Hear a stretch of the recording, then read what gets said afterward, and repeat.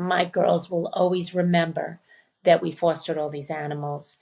Welcome to Foster Facts. This is a podcast for pet fostering. I'm Sam from St. Hubert's, And I'm Nicole from Humane Rescue Alliance in DC. and today we have Robin, who is a foster for St. Hubert's. Robin, would you like to introduce yourself?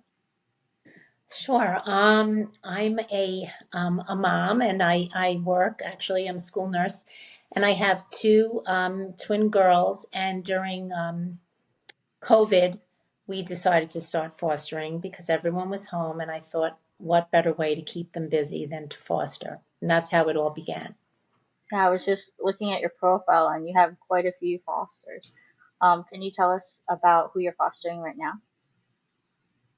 Right now, no one, because I do work out of the home, and so I don't have any animal. But if whenever I have time off now, because my girls aren't home anymore, I do take in an animal. But right now, it's kind of. What makes you decide on which animal you want to foster? Do you usually choose or do you let the staff choose for you?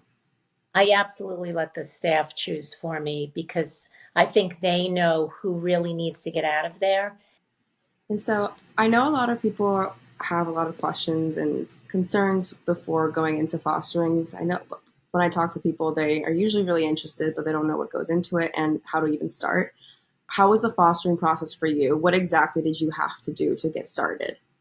Well, you have to really read everything that the shelter sends to you, especially what to do in an emergency, following how to feed the animal, um, just walk them. So you have to read everything that the shelter gives you. And then once you do that, I think it comes pretty easy. You should be available to the animal. It's not like you take an animal in and you leave them in your house and you go to work for 8 hours and then you come back and expect them to just be fine. Most of the animals, they're kind of needy. They don't really want you out of their sight that much initially because they're wondering, I guess, what's going to happen. Um, but that's what I would say.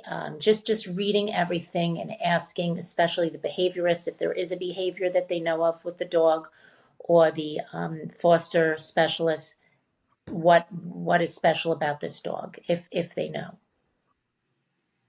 When you initially signed up, did you sign up through the website or did you go ask questions in person? How did you get started off? I signed up. They had me sign up through the website. They because that's what they wanted, and then I went initially in person. But then after a while, I feel I could just email someone, foster, and say, "Do you have a dog that really needs help right now? Needs to get out?" And they'll just respond. Um, as far as like when you reach out to foster a dog, it sounds like you said that you do more of like short-term fostering.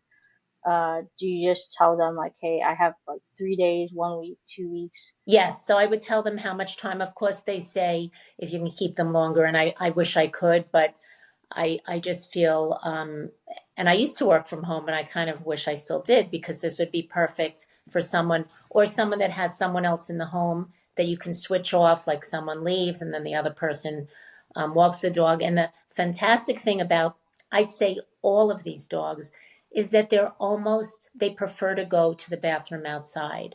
So they do not want to go in the house once they know that they can get out there and just a short little routine like over maybe 2 3 days, so that part is good, is great about an animal from the shelter. So That's amazing. Yeah, and they probably get so comfortable the moment they're in a home and they're like, "Oh, okay, I wanna go outside because I can. I have someone that I can trust is going to take me out there, and I feel good and happy with that." But yeah, that's really good to know because I know that a lot of people get really concerned with the house training.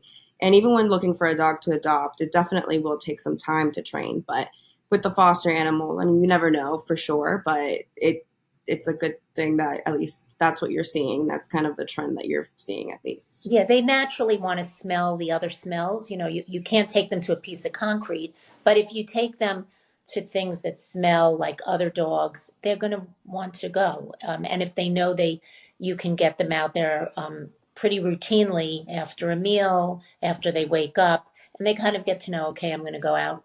I don't know. I've had great experiences lately with the past like 5 fosters. It was great. Awesome. Do you get attached? I do, but I have a husband that stops that. So That is one huge thing too. Yeah, I know a lot of people that foster and volunteer. They'll say they volunteer because they're not allowed to foster, or because they last time they foster failed. So, yes. what do you do? What do you usually do though? I know that it's a very emotional thing to do. And I know a lot of people say I could never. How do you feel like you cope with that, or do you deal with that, or prepare yourself for that, saying goodbye? What the way I see it is that I'm actually doing something amazing for the dog. I'm getting the dog out for a break, and because not you can't just it's not so easy to adopt a dog. I mean, you have to make take things very seriously when you're going to adopt a dog. But a foster, it's a great thing because you give them some love. And you are able to give the shelter a lot of valuable information about that dog, little idiosyncrasies maybe you find, so and then they can pass that information on to a potential adopter. So I don't, I mean, of course I could wish I could keep 10 of them. Not really possible. So I Yeah. think fostering is great because you're really helping to eventually place another animal in another home, because when they hear, oh, this animal was in someone's home, they have a certain comfort level. Well, tell me more about that. And we fill out forms all about the animal and how they did in the home.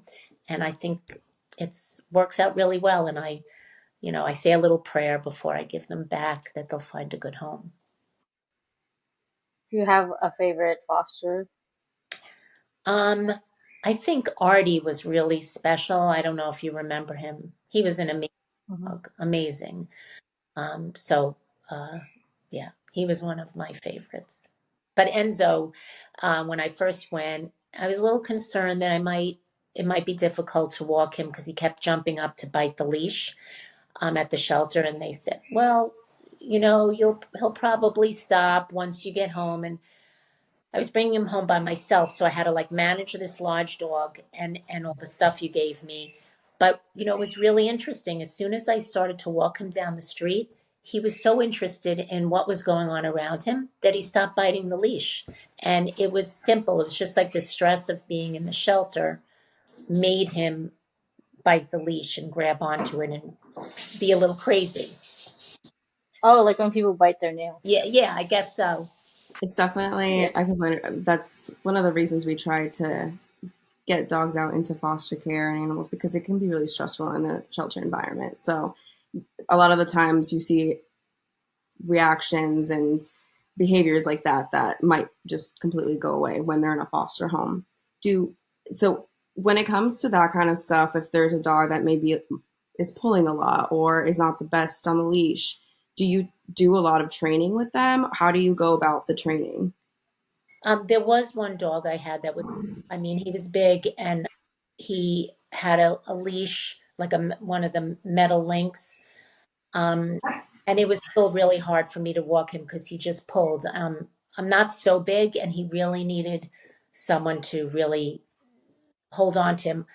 So I would just walk him on my street. I wouldn't leave the street, and I walked him close to home, and then I would mostly let him in the backyard. So you just have to know if that dog, if you can't totally manage the dog because they are strong, you have to just think, okay, what am I going to do? Because the goal is to keep the dog safe and yourself safe.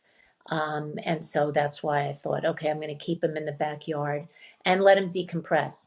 And he ended up being adopted by like a lovely couple and a man who was strong. And I'm sure I strongly encourage them to take lessons on how to walk him and teach him that. But it was too soon for me to teach him. I took treats. I mean, I did take many classes with my own dog, who was a handful when she was young. But you can't really do that much. It takes time to teach a dog how to walk on a leash, especially because that's one of the harder things to teach. If there was like one lesson that you would pass on to a new foster, considering like you have a lot of experience fostering many animals, What would be your big takeaway? Well, I would say let the dog tell you what they need. So when you get home, like my two girls, well, they were at that time they were like 18. But I said, let the dog, don't start petting or hugging or just coming over the dog. Let the dog feel comfortable and come over to you. And that's really most important, so that you give the dog space and they will let you know what they need. That's something that I can let you know. I feel strongly about. And Yeah, that's one huge thing that I learned. I mean, I fostered twice, foster failed once, and the second time that was really huge because she was an older dog and she had to decompress for at least like 2 days. She was just kind of in her crate, and in my mind, I'm like, oh, she's older. She doesn't have that much energy. But then after she was comfortable and realized she was out running around having a great time, and I was like, okay, new dog, and now I can get to know you. So it's really important to give them that space because I mean, just like any person, you have to relax and understand what your environment is, where you are. So that's amazing that actually you're comfortable with that and not thinking, okay, there's something maybe going on. right.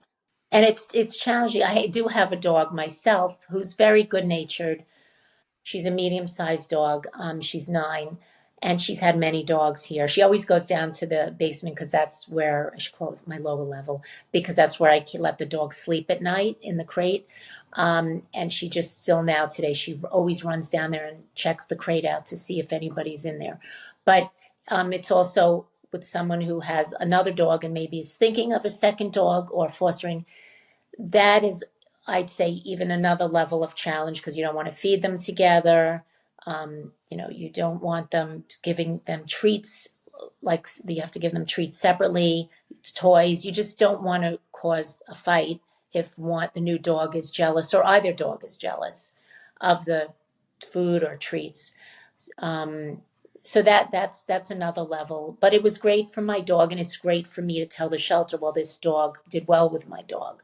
This dog, you know, is a great dog and could use another dog. Or this dog maybe is too much to have for another dog. Maybe it needs to be alone in a home.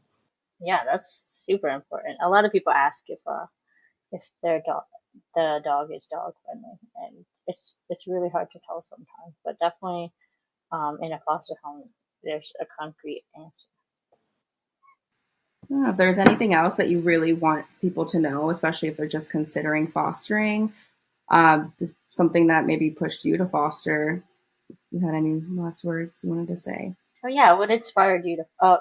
You said it was the pandemic, but Right, it was a pandemic, um, and I wanted my girls to do something useful and feel good about something they were doing, and it's something that a family always remember. My girls will always remember that we fostered all these animals, and I think that's what makes it so special. And I'll always remember. And I feel like I'm doing a really good thing, even if it's for two nights. To have that dog come out and you give it many walks or lots of love. You sit and watch television with the dog. The dog can be on the sofa next to you. They get a good meal, treats. They maybe run around in your backyard. I mean, what could be better for a weekend away? It's just a blessing for the dog, and lots of times it's great for the family as well. love that. Amazing. Well, thank you so much for joining us today, Robin, and sharing your wisdom. This has been Foster Facts with Sam from St. Hubert's, And Nicole from Humane Rescue Alliance. and we hope this inspires you to foster.